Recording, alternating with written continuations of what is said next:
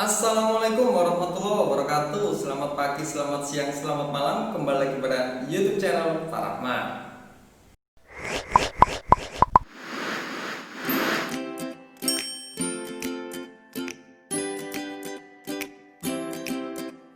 Kali ini kita akan masuk pada kaidah penjajahan aturan perkalian. Aturan perkalian ini adalah banyaknya cara yang dapat dilakukan untuk menentukan pilihan. Caranya menyelesaikannya dengan kotak, diagram, atau tabel, dan lainnya. Rumus dari suatu aturan perkalian kaidah penjajahan ini tinggal di mana N1 kejadian dikali dengan N2 kejadian, atau juga dengan K unsur yang tersedia lah, gitu ya.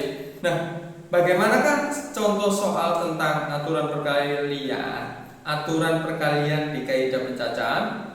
Yuk simak video berikut ini.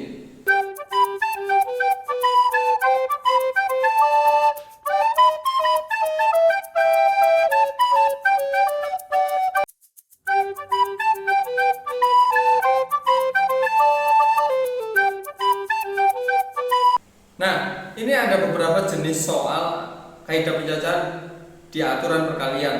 Yang pertama pada video tadi, yakni Gilang memiliki 3 kaos. Gilang memiliki 3 kaos, yaitu tadi videonya Gilang. Nah, ini Gilang ya. Lucu juga.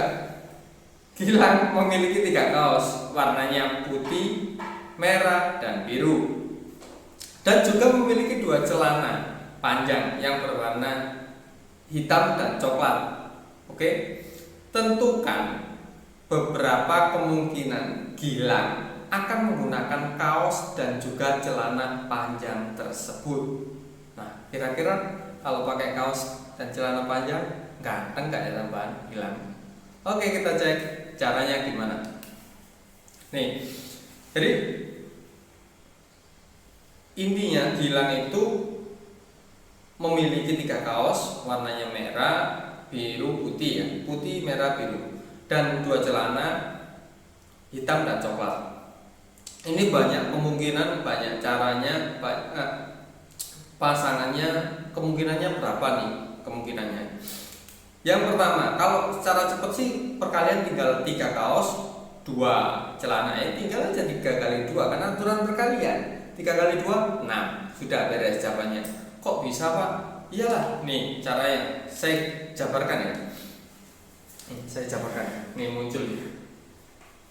Ini tabelnya, bentuk tabelnya. Jika Gilang menggunakan baju putih, jika Gilang menggunakan kaos putih dan celana hitam. Nah, ini yang bertabel warna merah.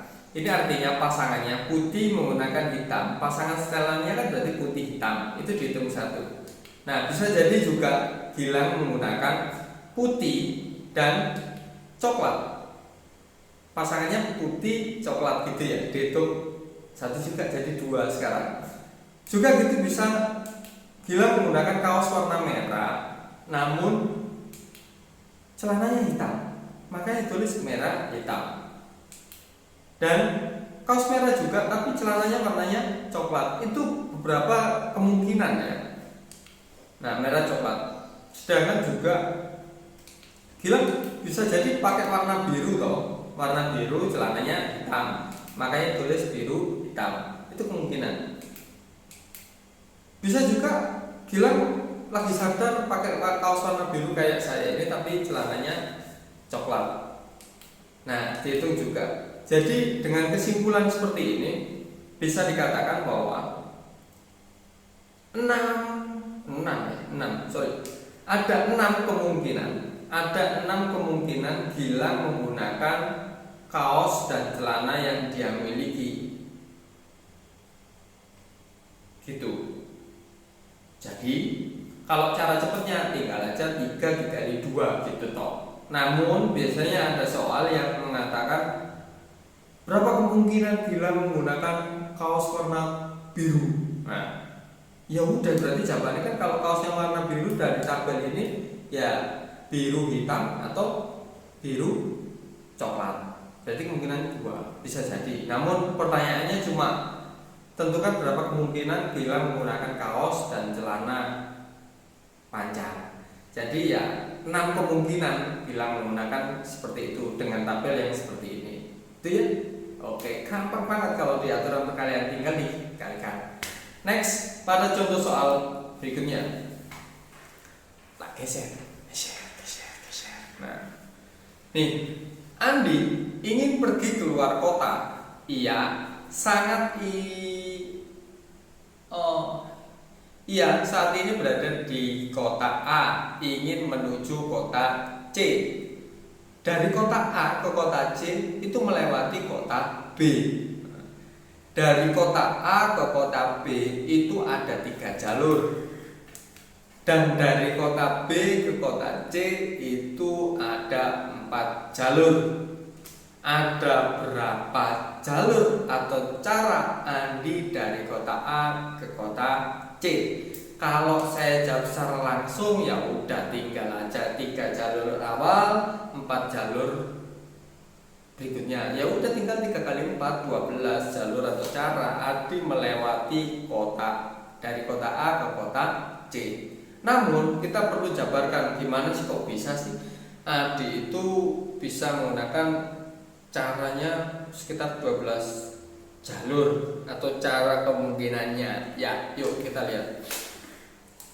Nah, ini saya tampilkan sebuah peta kota A, kota. Nah, ini kota A ya.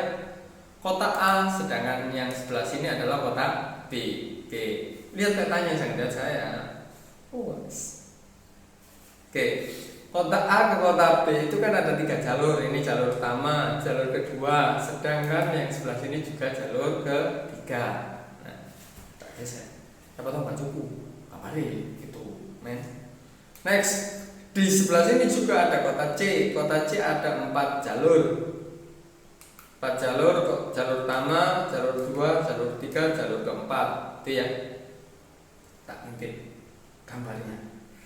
Oke, setelah ini maka caranya begini. Kalau tadi kan menggunakan tabel, kalau ini menggunakan diagram panah. Nah, anggap aja jalur yang pertama saya sebutkan jalur P. Jalur P, sirekam ya. Oh iya. Jalur pertama jalur P. Dari A ke B, Andi Andi pergi dari A ke B itu menggunakan jalur P. Nah, dari jalur B ke C ini ada jalur yang namanya jalur 1. Makanya ini disebut Andi kemungkinan berangkat pertama. Jalur yang pertama itu dari jalur P ke jalur 1 atau saya sebutkan dengan P1. Nah, kemungkinan yang kedua atau jalur yang kedua Andi menggunakan jalur P. Namun B ke C nya ini menggunakan jalur yang kedua, bukan menggunakan jalur yang pertama gitu. Nah, akan saya sebutkan dengan P kedua. Jadi A ke B menggunakan jalur P, B ke C menggunakan jalur yang kedua gitu. Ya, makanya saya sebutkan P2. Kemungkinan bisa jadi karena di jalur kedua dan 1 nggak ada warung bakso, maka dia menggunakan jalur yang ketiga, karena ada di jalur ketiga itu ada warung bakso yang enak, pentolnya besar gitu. Makanya jalur P terus masuk ke jalur 3, nggak jalur 1, 2, P3. Berhubung Andi sama ibunya nggak suka bakso, akhirnya nggak pakai jalur 1, 2, 3, maka dia menggunakan jalur 4. Karena apa pakai jalur 4? Karena ibunya mau belanja di pasar, makanya menggunakan jalur 4 untuk dari A ke C ya. Tuh.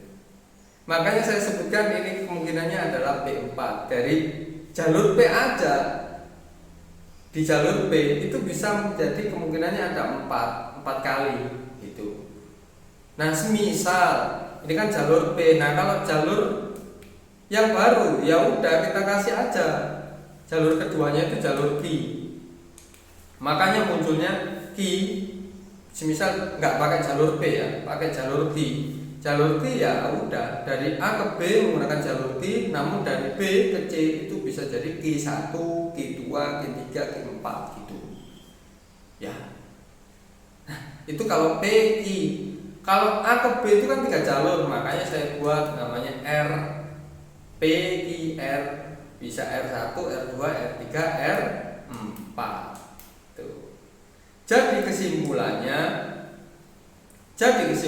adalah dan Andi dari kota A ke kota C itu terdapat 12 jalur atau 12 cara Andi dari kota A ke kota C yang melewati kota B. Nah, kalau pada gambar Google Map ini kira-kira kota C itu kota apa ya? Kota Malang. Oh iya, kota Malang, kota adem, kota enak, kota nyaman, dingin. Kalau kota A, kalau menurut saya sih itu apa? Ngawi, paling ujung barat. Oke, tuh kesimpulan dari soal itu tadi. Yuk kita lanjut kepada soal jenis ketiga, yakni soal terakhir. Cekidot.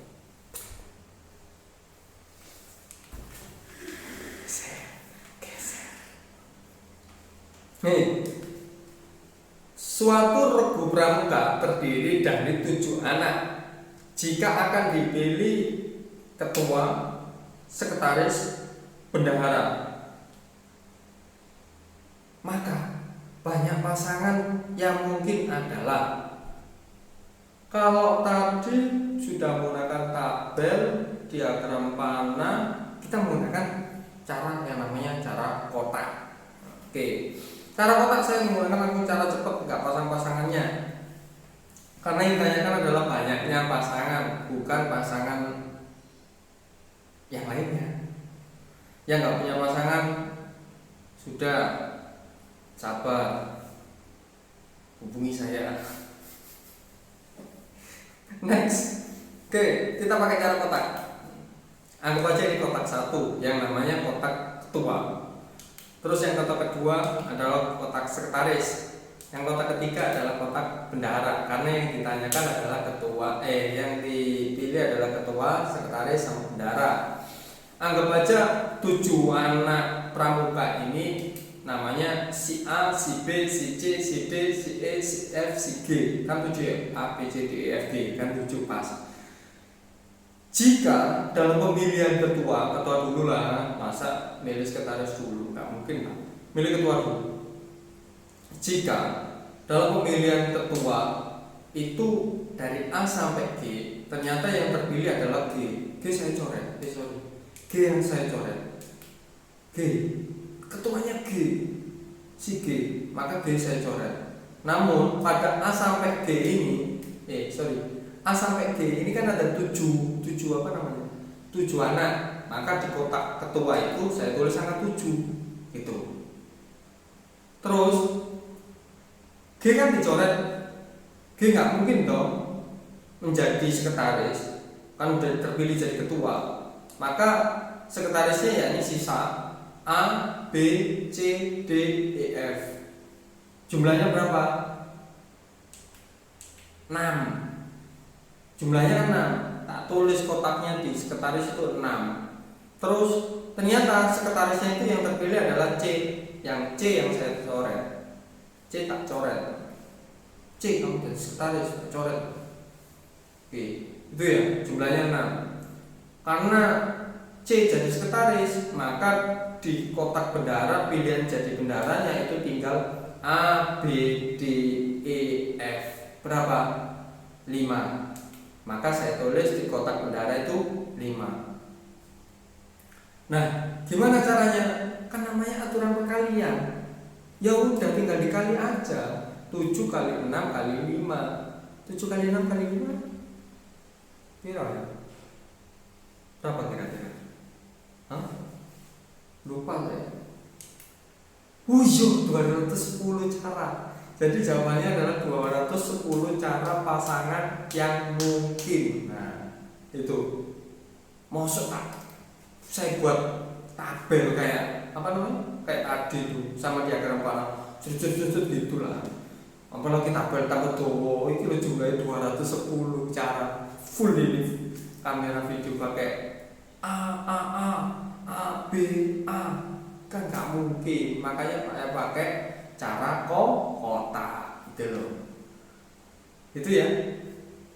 Jadi intinya di aturan perkalian itu intinya dikalikan. Namun tidak semua soal itu menggunakan cara perkalian sama cara cara perkalian. Bisa jadi caranya penjumlahan.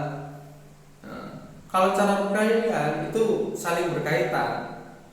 Kejadian-kejadian ini saling berkaitan. Coba nih contohnya saling berkaitan.